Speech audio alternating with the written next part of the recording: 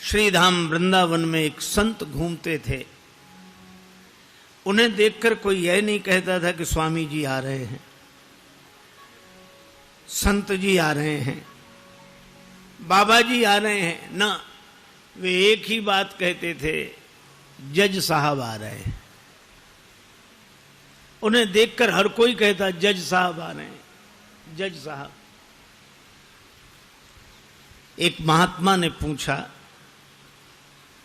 कि इनको जज साहब क्यों बोलते हैं? तो उन संत ने बड़ी अद्भुत बात बताई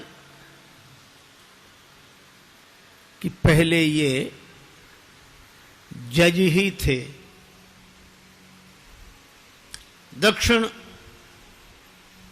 भारत के किसी कस्बा नुमा छोटे से शहर में जज के पद पर थे और उसी शहर के पास एक छोटा सा गांव में रहने वाला एक केवट, वो इतना सरल था, इतना सरल। कोई भी पूछता केवट भैया वो बात कैसी है, तो केवट कहता रघुनाथ जी जाने, मैं तो कुछ नहीं जानता। इतना सरल। लोगों ने उसका नाम रख दिया भोला। कोई कुछ भी पूछता भैया रघुनाथ जी जाने, मैं तो नहीं जानता कुछ, रघुनाथ जी जाने। केवट के 2 बेटे, एक बेटी। बेटी विवाह के योग्य सयानी हुई। बेटों ने कहा कि पिताजी गांव के साहूकार सेठ जी से रुपया उधार ले ले, विवाह के बाद चुका देंगे, हम लोग कमाई करेंगे। ठीक है। सेठ जी के पास गया, 200 रुपए उधार लिया, ब्याज की दर तय हो गई। भाइयों ने बहन का विवाह किया, बेटी घर से विदा हुई पिता के घर के लिए। केवट ने भी घर छोड़ दिया, श्री रघुनाथ जी के मंदिर में ही रहने लगा।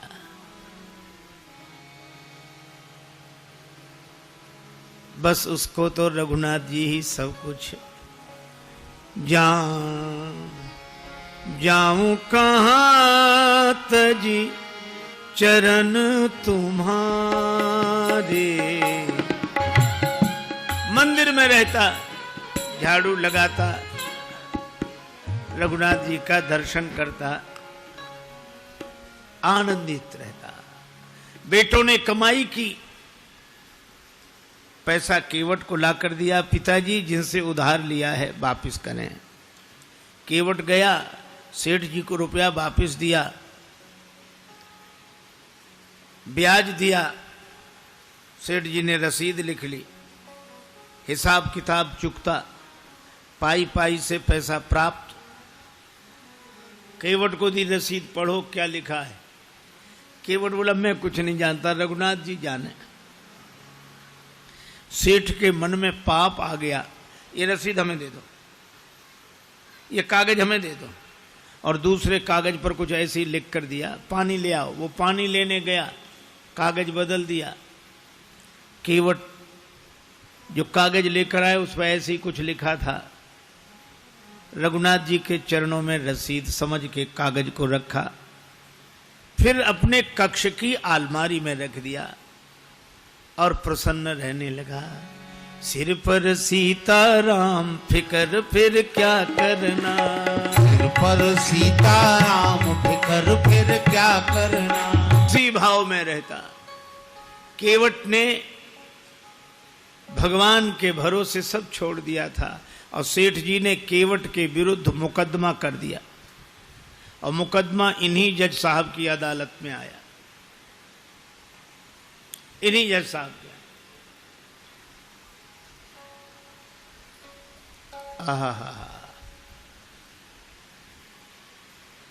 तारीख पर केवट उपस्थित हुआ।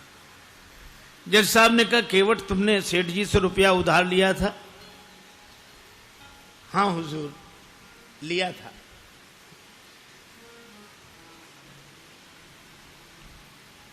दे दिया? हाँ दिया साहब। कोई प्रमाण है? ये रसीद। जज साहब ने देखा, बोले इससे तो सिद्ध नहीं होता कि तुम रुपया दे चुके हो। केवट रोने लगा, हुजूर माई बाप हम तो इसी को सब कुछ समझे थे। जज साहब को दया लगी, अच्छा रो मत, तुम ये बताओ जब तुमने सेठ जी को रुपया वापस दिया तब तुम्हारे और सेठ जी के बीच में कोई और था? केवट उसी सहजता में बोला कि हमारे और सेठ जी के बीच में उस समय सिवा रघुनाथ जी के कोई नहीं था। उसने लिया रघुनाथ जी का नाम और जज साहब ने समझा रघुनाथ जी इनके गांव के रहने वाले कोई सज्जन होंगे। अच्छा तुम जाओ, अगली तारीख को आना। जज साहब ने अपने खर्चे से सम्मन जारी कर दिया रघुनाथ जी के नाम। अब चपरासी पूरे गांव में घूमे, मजे की बात, रघुनाथ जी नाम का कोई आदमी नहीं था वहां। किसी ने कहा रघुनाथ जी का मंदिर जरूर है। चपरासी बोला वही बताओ। मंदिर पर गया, पुजारी जी बाहर बैठे सीताराम सीताराम सीताराम सीताराम सीताराम कर रहे थे। और जो चपरासी ने देखा, पुजारी जी से बोला रघुनाथ जी का मंदिर यही है?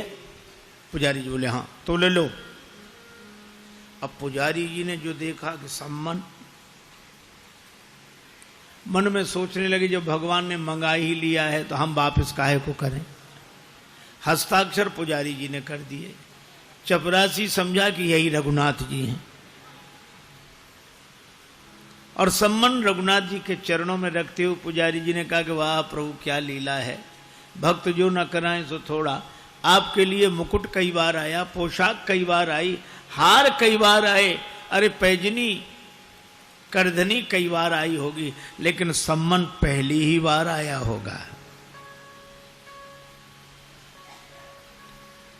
केवट से कहा कि तूने रघुनाथ जी का नाम क्यों लिखा दिया वहां? केवट बोला जब सब जगह रहते तो वहां भी थे, झूठा काहे को लिखा दिया। अब रघुनाथ जी जाने। हरि बिन संकट कौन निवारे, हरि बिन संकट कौन निवारे, हरि बिन संकट कौन निवारे, हरि बिन संकट कौन निवारे। साधनहीन मलिन दीन में जाऊं कहीं के द्वारे, या अनाथ की लाज आज रघुनाथ जी हाथ तुम्हारे, रघुनाथ जी हाथ तुम्हारे, हरि बिन संकट कौन निवारे। नाथ मेरो का बिगड़े गो जाएगी लाज तुम्हारे।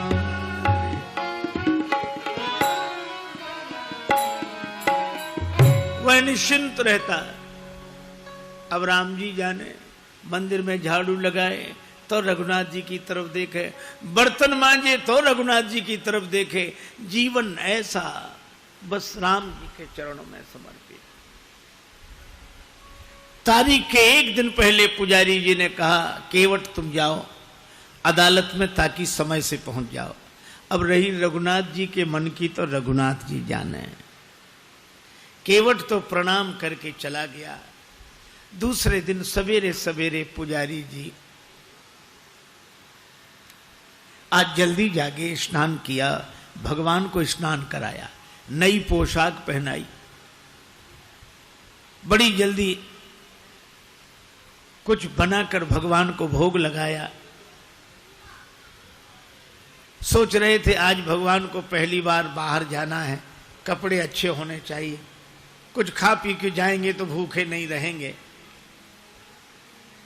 लेकिन आंखों में आंसू भरकर यही कहते जाइए जरूर, उसका आपके अलावा और कोई नहीं है। आंसू भरकर पुजारी जी प्रार्थना कर रहे। उधर केवट पहुंचा अदालत में। जज साहब ने कहा, केवट तुम्हारे गवाह कहां हैं? केवट बोला, हुजूर वो तो सब जगह रहते हैं, यहीं कहीं होंगे, यहीं कहीं होंगे। बुलवाओ। चपरासी को आदेश हुआ। चपरासी ने कहा, रघुनाथ हाजिर हैं, रघुनाथ हाजिर हैं, रघुनाथ हाजिर हैं, रघुनाथ हाजिर हैं, हाजिर हैं। ऐसे 3 नारे जो लगाए हैं तो क्या देखा? चाल लटपटी सी, एक वृद्ध की झुकी सी देह। लड़खड़ाते हुए एक बूढ़ा आदमी लाठी टेकते हुए आ रहा है, वहीं से इशारा कर रहा है कि आ रहा हूं।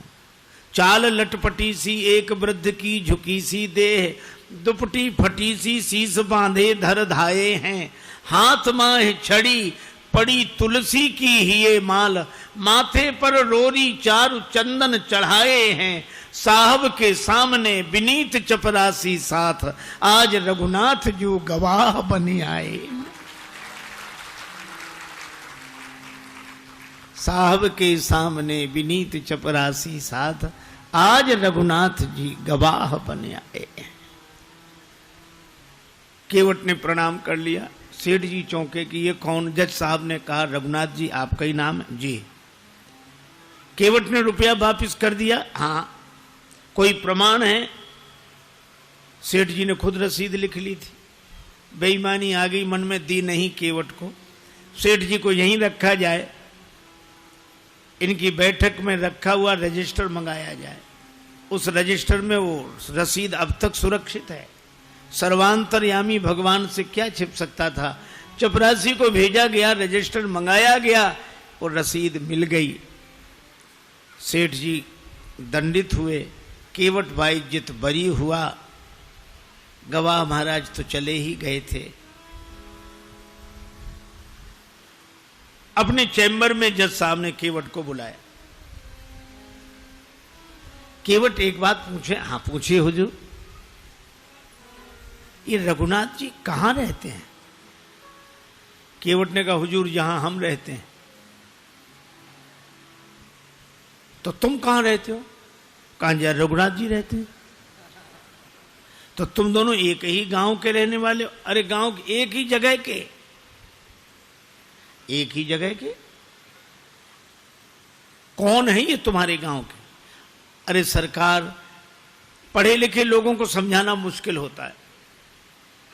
अरे ये वो हैं जिनका मंदिर है।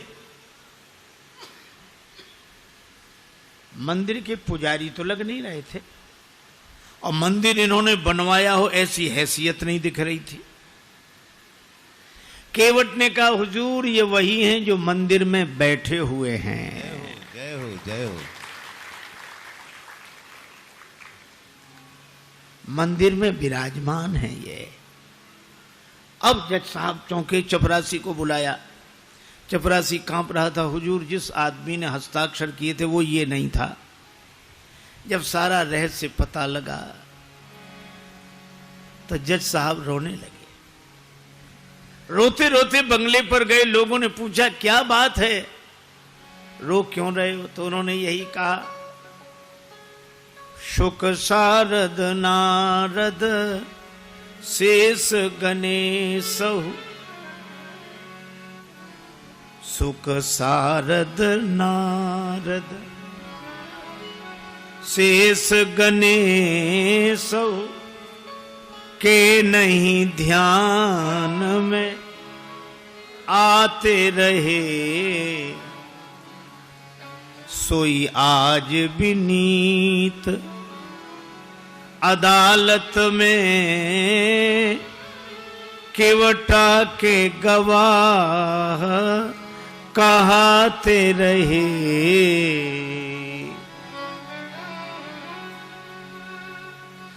जो शुक सनकादिक के ध्यान में नहीं आए वे भगवान आज केवट की गवाही देते रहे। तो किसी ने कहा कि आप रोते क्यों हैं, खुश होना चाहिए। और गए तो दुख क्या, वे तो जाते ही। सुख धोखे दर्श दिए को भयो, दुख नाहिन जो तज जाते रहे। दुख तो केवल एक बात का है, बड़ी बेअदबी हो गई आज उनके विरुद्ध। कुर्सी पे बना, कुर्सी पे बना जज बैठा रहा,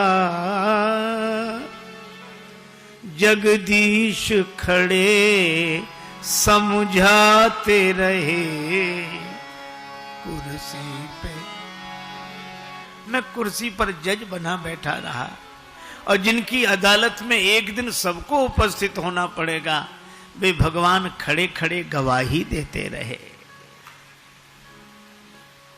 ऐसा भाव भरा रोते रहे, पद से इस्तीफा दे दिया, साधु बनकर वृंदावन आ गए। वृंदावन आकर भी भगवान के मंदिर के अंदर नहीं जाते थे, सड़क पर बाहर से ही धूल माथे पर चढ़ा लेते। क्यों? यही सोचते थे, आ तो गया हूं मगर जानता हूं तेरे दर पे आने के काबिल नहीं हूं। आ तो गया हूं मगर जानता हूं तेरे दर पे आने के काबिल नहीं हूं। जमाने की चाहत ने मुझको भुलाया, तेरा नाम मेरी जबां पे न आया। खतावार हूं मैं, गुनाहगार हूं मैं, खतावार हूँ मैं, गुनाहगार हूँ मैं। तुझे मुंह दिखाने के काबिल नहीं हूं, तुझे मुंह दिखाने के काबिल नहीं हूँ। आ तो गया हूँ मगर जानता हूँ तेरे माना की दाता हो तुम कुल जहां के, मगर कैसे दामन में फैलाऊं आके। जो अब तक दिया है वही जय हो। कम नहीं है, जो अब तक दिया है वही कम नहीं है। कर्जा चुकाने के काबिल नहीं हूँ, ये कर्जा चुकाने के काबिल नहीं हूँ। आ तो गया हूँ मगर जानता हूँ। आ तो गया हूँ मगर जानता हूँ। 40 वर्ष पहले तक ब्रज वीथियों में उनका दर्शन होता था। ये सत्य घटना है।